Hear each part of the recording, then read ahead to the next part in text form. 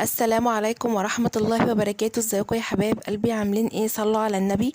اللي ما اشتركش في القناة يشترك ويفعل زر الجرس ويدوس لايك عشان يوصلكوا كل جديد. النهاردة بقى هنعمل حاجة جديدة واقتصادية وموفرة، ونخزن منها لرمضان، ونعملها غدا لينا ولأولادنا، وتبقى أحسن من بره مليون ألف مرة. هتبقى احسن من البانيل من ماك وماكدونالدز والكلام ده، وانضف. كفايه ان هي هتبقى انضف. ان شاء الله لو انت عندك نص كيلو بانيه او ربع كيلو بانيه، تعالي اوريكي ازاي تعمليها تبقى اكتر من وجبه، ومنها توفري لبيتك، ومنها توفري لجوزك، وتعملي حاجات لرمضان وتاكلي حاجه نظيفه. تعالي اقولك مكوناتنا. ده نص كيلو بانيه زي ما انتم شايفين اهو، نص كيلو.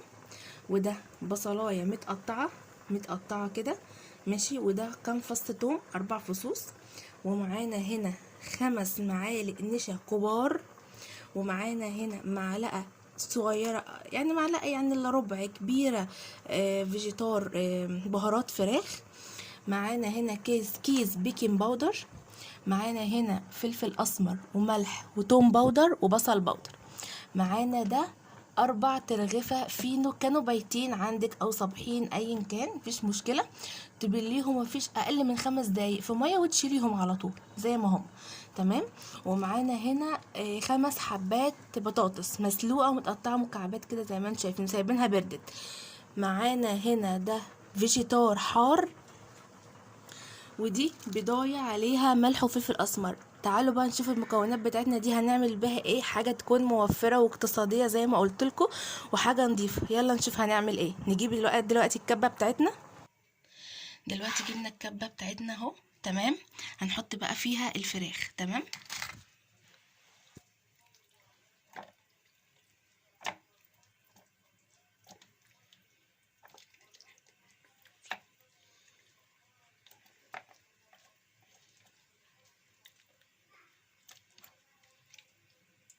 زي ما انتم شايفين كده هننزل بكمية الفراخ الاول، وبعدين نطحنها وهنشوف بعد كده هنعمل ايه.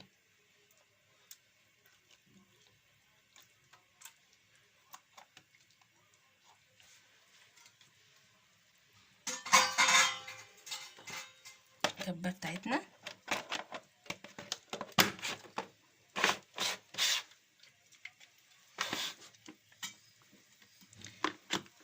دي كبة يدوية. تمام. انت عندك الكبة اللي هي بالكهرباء، تمام، يكون احسن. عندك مفرمة احسن، كل واحد على حسب امكانياته. تمام. هفرمها كده.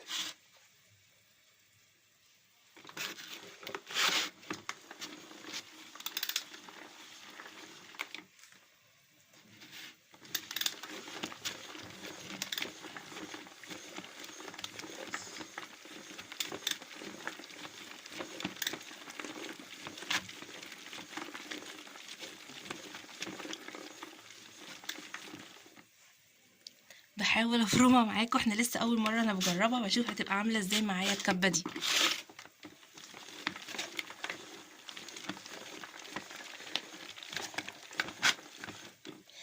طب بصوا، هفرمها وهرجع اوريكم، اتصرف في القتيل اللي معايا دوت، وهرجع اوريكم انا هعمل ايه. دلوقتي بقى طبعا الكبه بتاعتنا المعاقه زي ما قلت لكم ما نفعتش، جبت الخلاط مفيش اي مشكله عندي. وفرمتها زي ما انتم شايفين. تمام. زي ما انتم شايفين كده بقى ناعم وبقى حلو قوي. دلوقتي خلاص انت ما عندكيش غير الخلاط، ما عندكيش كبه، ما عندكيش مفرمه، ما عندكيش مطحنه، ما عندكيش اي حاجه، جيب الخلاط بتاعك. يعني تصرفي نفسك. المهم دلوقتي هنجيب البصل. تمام. هنجيب نص البصل، مش هنجيب زي ما بقول لكم كده. جبنا هناخد نص البصل ونص الثوم. تمام. زي ما انتم شايفين اهو. اهو هناخد نص ونص.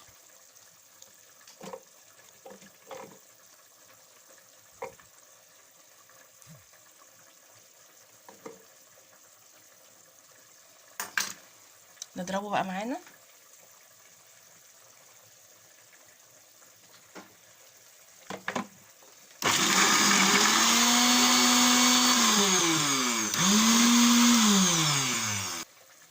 تمام. احنا دلوقتي خلاص ضربنا زي ما قلت لكم التوم والبصل. هنجيب ادي العيش بعد ما كان مبلول اهو وصفيناه، هنحط رغيف واحد في قلب في قلب البصل والثوم، بس هنقطعه اهو.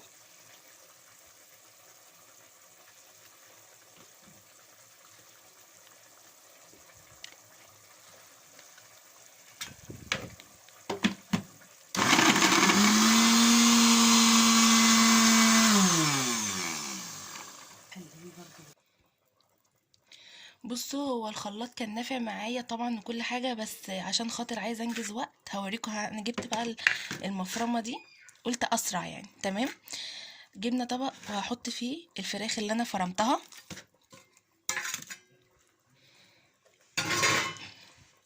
وحطيت هنا بصل والعيش والثوم. هنكمل فرمه هنا ثانيه واحده.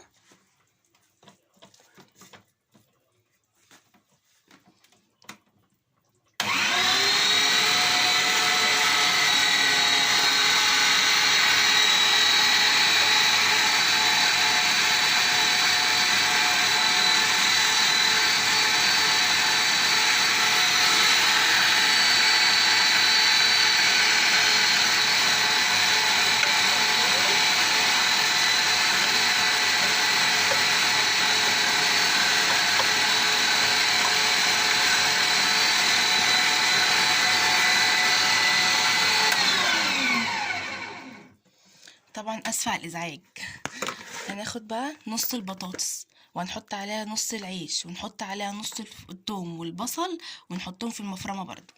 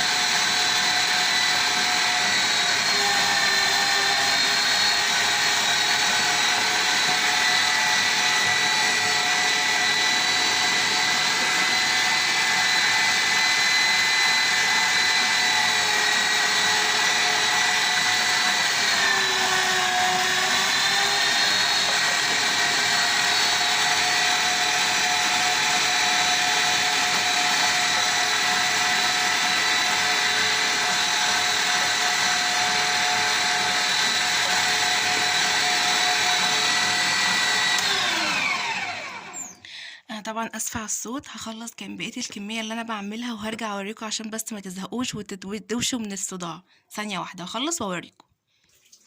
بصوا بقى، اديني ما شاء الله، بصوا من نص كيلو عمل ده كله. اديني فرمت البطاطس والعيش والفراخ اهو.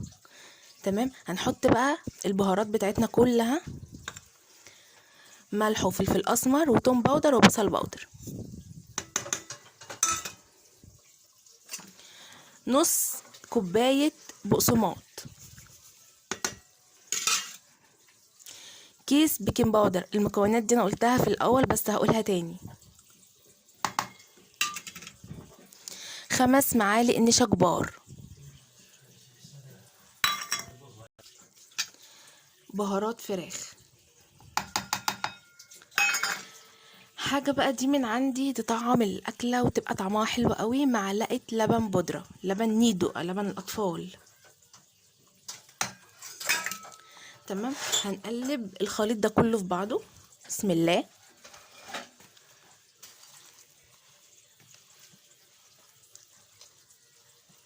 بصوا هقلبه وهرجع اوريكم. بصوا بقى ما شاء الله الكميه بقت عامله معايا ازاي، حبه قد ايه. بصوا هنخزن منها ونعمل منها غدانا ونعمل منها فطارنا لو عايزين كمان. دلوقتي هي بقت جاهزه معانا. دلوقتي بقى زي ما وريتكم في الاول معايا بيضايه وفيها ملح وفلفل اسمر نربهم كده.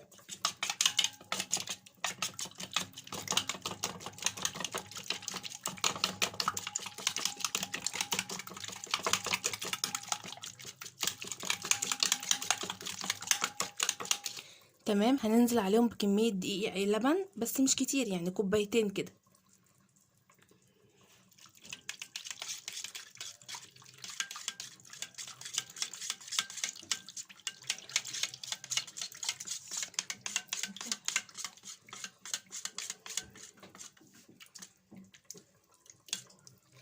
تمام كده البيض باللبن جاهز معانا. بقى هنا حبة دقيق، تمام، وهنا فيجيتار على بهارات فراخ، ده هنسيبهم في الاخر.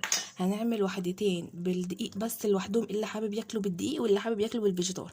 يلا هوريكم هنعمل ايه. دلوقتي بقى هنعملها مع بعض. هنجيب كيس تلاجة ونفتحه، وده طبق فيه شوية زيت.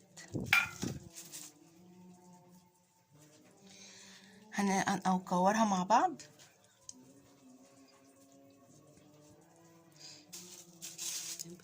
نحط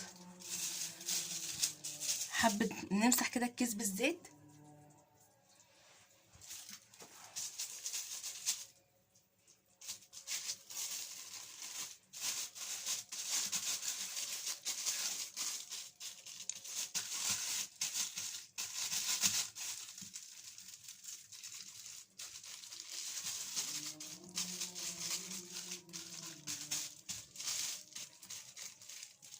نحاول نفردها زي ما بنشتريها من بره بالظبط.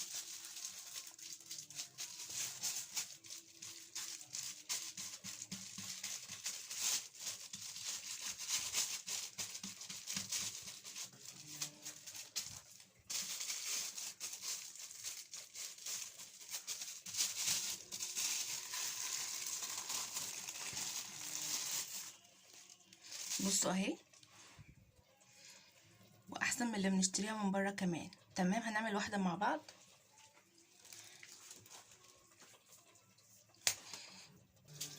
انا عدلتها عشان تبقى شكلها حلو شويه، عشان بس ما كنتش عارفه اعمل عشان الكاميرا والموبايل. تمام، هنجيبها اهو نحطها في اللبن ونشيلها من اللبن.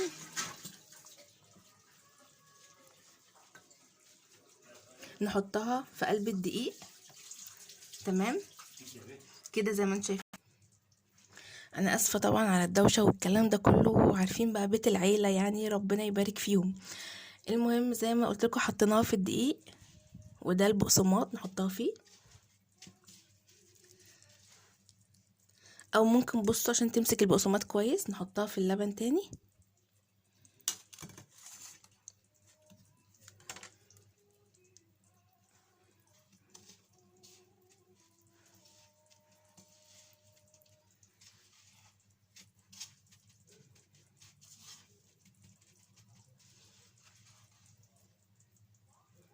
تمام، نحطها بقى في زيت.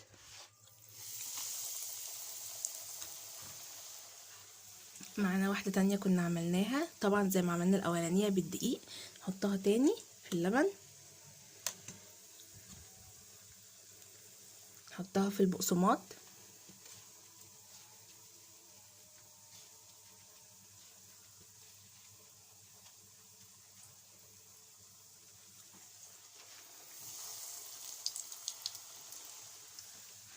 هخلص بقى كل الكمية دي وهرجع اوريكم احنا هنعمل ايه وهنفرزها مع بعض ازاي.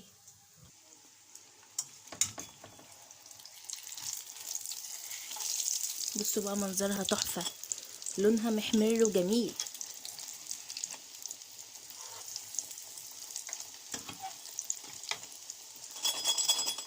سامعين الصوت؟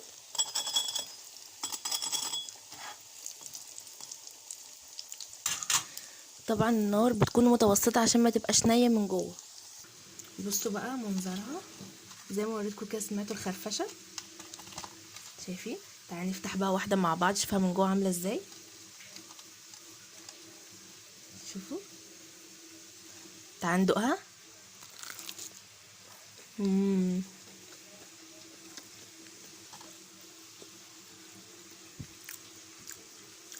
تحفه.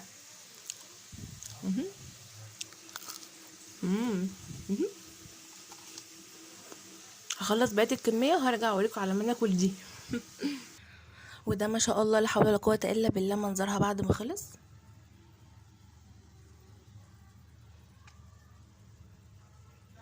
جربوا بقى الوصفه دي وان شاء الله تعجبكم. ما تنسوش الاشتراك في القناه وتفعلوا زر الجرس وتدوسوا لايك عشان يوصل لكم كل جديد، ويا رب تعجبكم. مع السلامه.